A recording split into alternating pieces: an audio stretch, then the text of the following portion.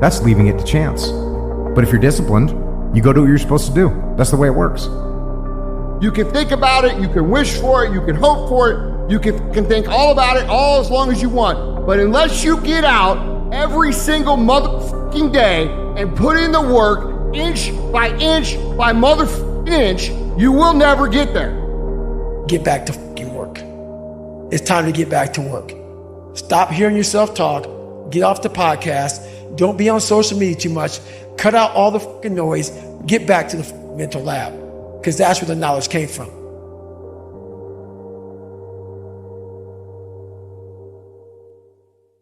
I don't care if you have to inch your way day by day, even if you have to get down and it hurts and it's hard and nobody can see what you're really going through.